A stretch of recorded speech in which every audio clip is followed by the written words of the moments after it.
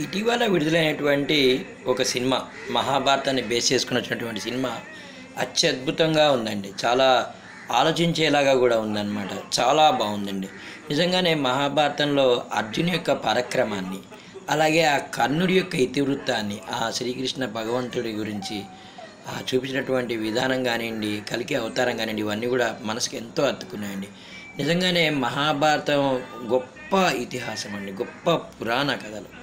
నిజంగానే ఆ శ్రీకృష్ణ భగవానుడు ఆ భీష్ముడి పైన తన చక్రం తీసినప్పుడు అర్జునుడు అడ్డుపడేటటువంటి విధానం, ఇవన్నీ కూడా ఎంతో ఆలోచింపలాగా ఉన్నాయండి. అలాగే కర్ణుడు కూడా యుద్ధంలో పాపం శాపగ్రస్తుడయ్యి తన రథం కుంగిపోయే విధానం, రథం కుంగిపోయినా సరే అతడు చేసినటువంటి పాపాలకి లేదా అధర్మం పక్షాలు ఉన్నాడు కాబట్టి అతడి అంతమే సరైంది అని చెప్పి అతని మీద బాణాలు వేసిన విధానం కానీ, ఇవన్నీ కూడా మనసుకి హత్తుకున్నాయండి. అంటే సినిమాలో కాదు, నిజంగానే మహాభారత కథలు. ఎందుకంటే మన చిన్నతనం నుంచి దాదాపు మనం పోయేంత వరకు ఆ శ్రీకృష్ణ భగవంతుని లీలలు వారి గురించి తెలుసుకుంటూనే మనం ఉంటాం. నిజంగానే కర్ణుడు గొప్ప పరాక్రమశాలండి. నిజంగానే అతనికి అన్నీ శాపాలే, సహజ కవచ కుండలాలతో పుట్టినటువంటి అతని యొక్క చరిత్ర మహాభారతంలో చాలామంది తెలుసుకోవాలని కోరుకుంటారండి.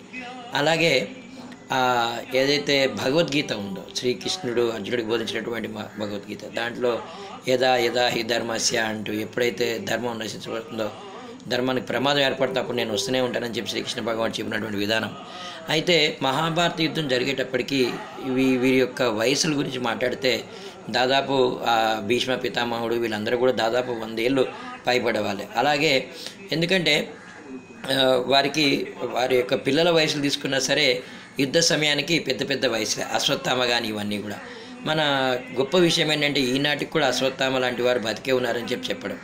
థ్యాంక్ యూ అండి. మంచి సినిమా తీసినందుకు డైరెక్టర్గా అభినందనలు.